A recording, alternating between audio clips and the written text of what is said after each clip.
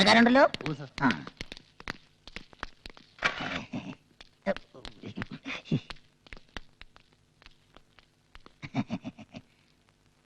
എല്ലാവർക്കും എന്റെ നമസ്കാരം. വരൂ. എന്താ ഇവിടെ പ്രശ്നം? ആഗോള വിപണിയിൽ തോട്ടണ്ടിയുടെ വിലയിടിഞ്ഞു സാർ. എപ്പോ? പത്രത്തിൽ വാർത്തയുണ്ടായിരുന്നു സാർ. അതാ ഞാൻ അറിയാത്തത്. ഇപ്പൊ റബ്ബറിന്റെ അവസ്ഥ പോലെ തോട്ടണ്ടിയുടെ. അത്രയ്ക്ക് മോശമായോ? അപ്പോ നമുക്ക് ചർച്ച തുടങ്ങാം. സർ, 2 വ്യവസായ പ്രമുഖർ കൂടി ഈ യോഗത്തിൽ പങ്കെടുക്കേണ്ടതുണ്ട്. ഒരാൾ Kumar Kubera, cashew factory owners association president. മറ്റൊരാൾ മുൻ പ്രസിഡന്റ് പ്രഭാകര പ്രഭു. അവരെത്താതെ ചർച്ച തുടങ്ങാൻ പറ്റില്ല. അവരെത്തിയാലും എത്തിയില്ലേലും ഈ യോഗം നടന്നാലും നടന്നില്ലേലും 1 മണിക്കൂർ കഴിയുമ്പോൾ ഞാൻ അങ്ങ് പോകും. എനിക്ക് തലയോലപ്പറമ്പ് അവിടെ ഒരു തറക്കല്ലിടാനുണ്ട്.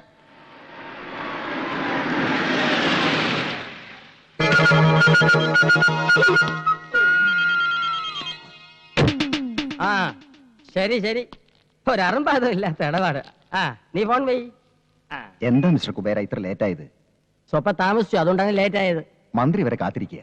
മന്ത്രിയല്ലേ പറഞ്ഞ നേരവും കാലമൊക്കെ പാലിക്കുന്നു നമ്മൾ അറിഞ്ഞ്. എന്തിനു പറ്റി? കറക്റ്റ് സമയത്തിന് എനിക്ക് വന്നിട്ടല്ലേ. പഴവങ്ങാടി ഗണപതിക്കൊരു തേങ്ങ അടിച്ചേക്കാം. എങ്കിൽ ചർച്ച ആരംഭിക്കാം. പ്രഭാകര പ്രഭു കൂടി എത്തിക്കോട്ടെ. ആ കൂതറ തെണ്ടി വരണവരെ കാത്തിരിക്കാൻ എനിക്ക് വയ്യ.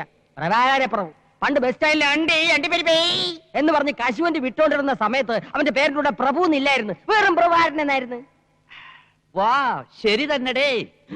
ഞാൻ 10 പൈസക്ക് അണ്ടിപ്പരിപ്പുകൾ വിറ്റ് നടന്നിട്ടുണ്ടേ. അന്ന് എന്റെ കൂടെ നീ ഉണ്ടായിരുന്നല്ലേ കാച്ചിലിട്ട് വിൽക്കാൻ. കുബേരയായിട്ടല്ല, കുമാരനായിട്ട്. നീ എന്നാണ് കുബേര ആയത്? നിനക്ക് എന്തരേ മൊടേരാസോ? പോടെ. സാറന്മാര് കേക്കണം കേട്ടോ. ഒരു പാതി രാത്രിയിൽ മലബാറിൽ നിന്ന് വരണ ഏതോ ലോറിയിൽ അണ്ടിച്ചാക്കും പ്രതീക്ഷിച്ച് അടിവാരത്തിലെ റോട്ടിന്റെ മൂലയ്ക്ക് നിന്ന് നിനക്ക് ചാക്ക് മാറി കിട്ടിയത് പൂത്ത പണച്ചാക്കല്ലേടേ.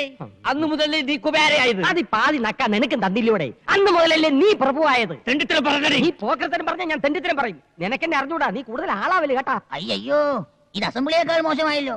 ഈ നിലയിൽ ഈ യോഗം തുടർന്നാൽ തോട്ടണ്ടിയുടെ വില ഇനിയും കുത്തനെയിടിയും. ഈ യോഗത്തിൽ പങ്കെടുക്കാൻ മുൻ പ്രസിഡന്റിന് എന്തൊരു കാര്യം ഉണ്ടടേ. മുൻ പ്രസിഡന്റ് എന്ന് പറഞ്ഞാൽ മുമ്പേ നിൽക്കണ പ്രസിഡന്റ്. നിന്നേക്കാ മുമ്പേ നിൽക്കണ പ്രസിഡന്റാണ് ഞാൻ. അതൊക്കെ പള്ളിയിൽ ചെന്ന് പറഞ്ഞാൽ മതി. അവിടെ നിന്റെ അച്ഛൻ ഇരിക്കണ. ഞാൻ ഈ യോഗത്തിനായി നീക്കി വെച്ചിട്ട് സമയം കഴിഞ്ഞിരിക്കുന്നു.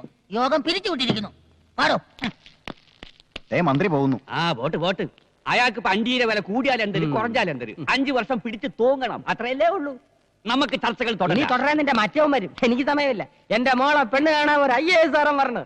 IAS ശ്രദ്ധിച്ച് കേൾക്കണം. ഇത് കേൾക്കുമ്പോ ചെലവന്മാര് ഞെട്ടും. ഞെട്ടാൻ പോണത് ലവനാണ് കേട്ടാ. IAS കാരന്റെ കാര്യം നടക്കൂല. ഞാനത് എപ്പോഴേ മുടക്കി. ഒരു കല്യാണം മുടങ്ങാതെ നോക്കേണ്ടത് ബ്രോക്കറുടെ ചുമതലയാണ്, അറിയാം. അതിന് ഞാനും ചെയ്ത് ഒരു IAS കാരൻ പെണ്ണ് കാണാൻ ഇങ്ങോട്ട് എഴുന്നള്ളുന്ന നാട് മുഴുവൻ കൊട്ടിഘോഷിച്ചിരുന്ന നീ. ഞാൻ ഒരാളുടെ മാത്രമേ പറഞ്ഞിട്ടുള്ളൂ. ആരുടെ? അപ്പുറത്തെ പ്രൊഫസറിലെ അങ്ങേരോട്. ഇത് സത്യം പറഞ്ഞത്. അപ്പൊ ആദ്യത്തേതോ? അത് സത്യം പറയാൻ. ഇതും മുടക്കിയത് അവൻ തന്നെ. അവ എനിക്കിട്ടൊരു പാര വെച്ചാ ഞാൻ 30 പാര അങ്ങോട്ട് വെക്കണം. എന്തായിരുന്നു ഒരു കാലത്ത് രണ്ടാളുടെ സ്നേഹം? ഈച്ചയും ചക്കരയും പോലെ അല്ലായിരുന്നോ? ഒരു പായിൽ ഉറങ്ങി, ഒരു പാത്രത്തിലുണ്ട്. ഒരുപോലെ 2 വീടും 2 പിള്ളേരും ഉണ്ടായപ്പോ തെറ്റി. പിള്ളേരുണ്ടായപ്പോഴല്ലടി തെറ്റിയത്. നീ ഇവിടെ നിന്നെ പോലെ ഒരു ചാവ അവിടെ വന്ന് കയറിയപ്പോ തെറ്റി. എന്തായാലും അടിച്ചു പിരിഞ്ഞത് നന്നായി. ഇത് കൈനീട്ടി അടിച്ചോ? ഇത് ചെയ്ത ജ്വാലിക്ക്. അടി കിട്ടുമ്പോഴുള്ള ദുഃഖം ഇത് കിട്ടുമ്പോഴാണ് എനിക്ക് മാറാറ്. അത് കക്കൂസ്. ഇങ്ങോട്ട് പോ. അവിടെ ഇവിടെ നിരങ്ങി അതും ഇതും പറഞ്ഞു നടക്കണം. ഇവൻ ഇവിടെ കേറ്റാതിരുന്നാലേ ഈ കല്യാണം നടക്കൂ. എടീ, അവിടത്തെ കാര്യങ്ങൾ ഇവിടെ അറിയണമെങ്കിൽ ഇവൻ തന്നെ വേണം. പറ്റിയ ചെക്കനെ ഒത്തു കിട്ടിയാ പിടിച്ച് കെട്ടിക്കാതെ പിന്നെ ഏത് കൊമ്പത്തെ ആലോചന വരുന്നും പറഞ്ഞാ നിങ്ങൾ നോക്കിയിരിക്കണത്. വരുമടി, ഇവിടെ വരും. ഇല്ലെങ്കിൽ ആ ബ്രോക്കറെ കൊണ്ട് ഞാൻ വരുത്തിക്കുവടി. എനിക്കോ 5 ക്ലാസിന്റെ പഠിപ്പോ തറവാടിത്തോ പാരമ്പര്യമോ ഒരു മണ്ണാങ്കട്ടയില്ല. പക്ഷെ എനിക്കില്ലാത്തേക്ക് എന്റെ മോക്കും ഒരു യമണ്ടം വീട്, പുത്തൻ കാറ്, ത്വാന പണം, നല്ലൊരച്ഛൻ, നല്ലൊരു അമ്മ. അതില്ല. അവൾക്കും പരിപാടി നല്ല 1-ാം തരം ചെറുക്കൻ, നല്ല പാരമ്പര്യമുള്ള തറവാട്ടി പറഞ്ഞ പഠിപ്പുള്ള അന്തസ്സുള്ളൊരു ചെറുക്കൻ. ഒരുപാട് ആലോചനകൾ വരും. എല്ലാം ഞാൻ മുടക്കുകയും ചെയ്യും. ലവന്റെ മോളുടെ കല്യാണം മുടക്കാൻ വേണ്ടി ഒരു 10-15 ഡിഗ്രിക്കാരെ ഞാൻ ജ്വാലിക്ക് വെക്കും. നിങ്ങൾ തമ്മിൽ ഇങ്ങോട്ടും അങ്ങോട്ടും മുടക്കിയ എന്റെ വീട്ടിൽ അരി വേവില്ലല്ലോ ഈശ്വര. ഈശ്വരാന്ന് വിളിക്കാത്ത പ്രഭു സാറേന്ന് വിളിക്കണോ? ഓരോ കല്യാണം മുടക്കുമ്പോഴും പുളിങ്കുരു പോലെ കേഷണി തരുന്നതേ എന്റെ ചേട്ടനാ. ഇങ്ങോട്ട് നോക്കിക്കേ. എനിക്കൊരു ആഗ്രഹമുള്ളൂ. ലവന്റെ മോളുടെ കല്യാണം നടക്കുന്നതിന് 1 മണിക്കൂർ മുന്നെങ്കിലും എന്റെ മോളുടെ കല്യാണം നടക്കണം. അതും ലെവന്റെ ചെറുക്കനേക്കാളും ഒരു 2-2.5 പടി ഉയരത്തുള്ള ചെറുക്കനെ കൊണ്ട്. മുതലാളി 2-2.5 പടി ഉയരത്തുള്ളതല്ല, ഒരു 18-18.5 പടി ഉയരത്തിലുള്ള ചെറുക്കനെ ഞാൻ കൊടുത്തരും. അത്രയും വേണ്ട. വേണ്ട. അവിടെ 1 PP ഊതിയ ഇവിടെ 5 PP ഊതിക്കും ഞാൻ. അവിടെ 1 ചെണ്ട മുഴങ്ങിയ ഇവിടെ 5 ചെണ്ട മുഴങ്ങണം. അവിടെ 1000 പേർക്ക് സദ്യ കൊടുത്താൽ ഇവിടെ 2000 പേർക്ക് സദ്യ കൊടുക്കും ഞാൻ. അവിടെ 500 രൂപ വാങ്ങിച്ചാൽ ഇവിടെ 1000 രൂപ വാങ്ങിക്കും ഞാൻ. ഒന്നും മിണ്ടണ്ട, ഈ ഒരു കല്യാണം ഒന്ന് നടന്നു കണ്ടാ മതിയേ. അപ്പൊ ഞാൻ ആ ഗൾഫിനായിട്ട് നാളെ ഇവിടെ എത്തും. അപ്പൊ ഞാനൊന്ന് ഇനി പോകുന്ന വഴിക്കേ അവിടെ കയറി പറഞ്ഞേക്കണം, നാളെ ഒരു ഗൾഫുകാരൻ ഇവിടെ പെണ്ണ് കാണാൻ വരുന്നുണ്ടെന്ന്. അവിടെ ആരും കാണാനില്ലല്ല, അല്ലെങ്കിൽ ഇപ്പൊ തന്നെ കയറി ചെറ്റത്തരം പറയണ. പറയാൻ പറഞ്ഞു.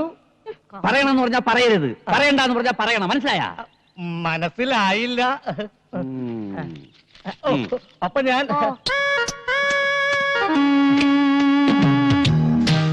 ഇത് എത്ര നേരമായി, ഒരു 1.5 ടൺ സാധനമെങ്കിലും ഇപ്പൊ അമ്മൂത്ത് വാരിത്തേറ്റ് കാണും. എന്തിനു നാട്ടം, അത് ചോദിച്ചാലേ ബോധം കെട്ട് വീഴും. അവള് വീഴണം, അതും ഒറ്റ നോട്ടത്തിൽ തന്നെ. ഗൾഫിൽ വെച്ച ഈ ഫോട്ടോ എന്റെ കയ്യിൽ കിട്ടിയത്, അതും 10-20 പെൺകുട്ടികളുടെ ഫോട്ടോയുടെ ഇടയിൽ നിന്ന്. അതിലൊരു പെൺകുട്ടിക്ക് നിറമില്ല, നിറമുണ്ടെങ്കിൽ മുടിയില്ല, മുടിയുണ്ടെങ്കിൽ തടിയില്ല. ഏത് പെൺകുട്ടിക്കുണ്ട് ഈ 3 ഗുണവും? ഉണ്ട് ഉണ്ട് ഉണ്ട്, ഈ പെൺകുട്ടിക്കുണ്ട്. ഇത് കിട്ടിയെന്ന് മുതൽ എന്തോ ഇവളെന്റെ ഭാര്യ ആയതുപോലെ ഒരു തോന്നൽ. ഇവിടെ നോക്കിക്കോടോ, കറക്റ്റ് മാച്ച് അല്ലേ?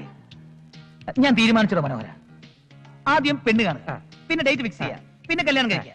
ഒരു 2 മാസം അണിമൂണൊക്കെ കഴിഞ്ഞിട്ട്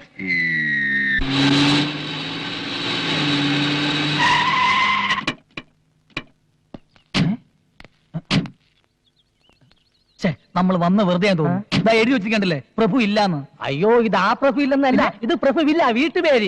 ആ പ്രഭു ദാ വന്നു. നല്ല വിദ്യാഭ്യാസ ജ്ഞാനം. വാ വരി വരി, ഒരു കൊലവിളിക്കുള്ള ആളുണ്ടല്ലോ. ഇത് ചെറുക്കന്റെ സ്വന്തം വണ്ടി തന്നെ. എന്റെ സ്വന്തം തന്നെ.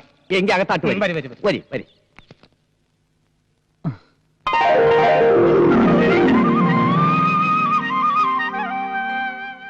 ഗൾഫി അല്ലേ? അതെ. ഗൾഫി എവിടെ? ഒമാൻ. ഒമാൻ? ഒമാൻ അറിയോ? ഇല്ല. ജോലി AC മെക്കാനിക്കാരന് പോയെങ്കിലും ഇപ്പൊ ബിസിനസ് ആണ്. അപ്പൊ വർഷാപ്പുകാരൻ തന്നെ. മാസം എന്തൊരു കിട്ടും? ഒരു 10,000 റിയാൽ കിട്ടും. അപ്പൊ കാശായിട്ടൊന്നും കിട്ടില്ലല്ലേ? അല്ല പെണ്ണെന്ത്?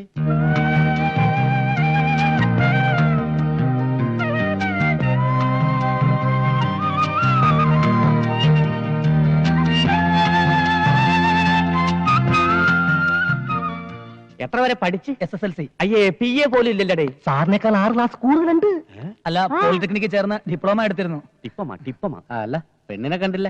ഇയാൾക്ക് എന്തിനത്ര ധൃതി പെണ്ണിനെ കാണാൻ? നീ തന്നെ അല്ലടേ ചെറുക്കൻ? അതെ. യവന്റെ ആരുടെ? കൊച്ചച്ഛൻ. അച്ഛൻ? ഞാനാ. അച്ഛന്റെ പേര്? രാമൻകുട്ടി. മരിച്ചുപോയി. എന്തരായിരുന്നു ജോലി? കൃഷി കാര്യങ്ങളൊക്കെ ആയിരുന്നു. കർഷകൻ. അച്ഛന്റെ അച്ഛൻ? കുഞ്ഞിക്കണ്ണൻ. ആ കുഞ്ഞിക്കണ്ണന്റെ അച്ഛൻ?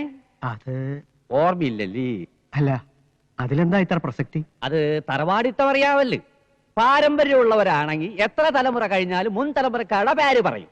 ഉദാഹരണത്തിന് നമ്മുടെ വേലിത്തമ്പി തവള. ധവളയല്ല, ദളവ. എന്തൊരു തവളെങ്കിലും ആവട്ടെ. ലവന്റെ തുടർച്ചക്കാരനെ ലവനെ ഓർക്കണില്ലേ, പേര് പറയണില്ലേ? അതുപോലെ യവനെങ്കിലും നിനക്കൊക്കെ ഉണ്ടോടെ? പെണ്ണെത്തി. അതെന്റെ പെണ്ണാടേ.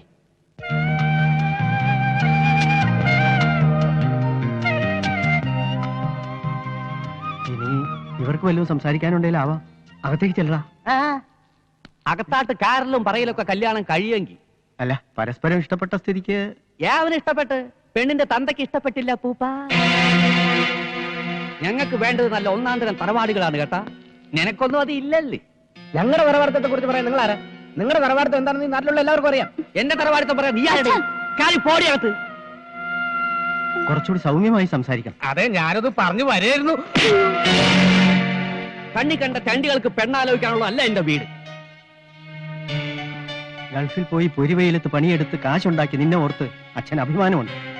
ഇതുപോലുള്ള ബന്ധം അന്വേഷിച്ച് ഈ അച്ഛന്റെ മാനം മറ്റുള്ളവരുടെ മുമ്പിൽ കളയരുത് മോനെ. വാ വാ, തന്നെ ചെല്ലി.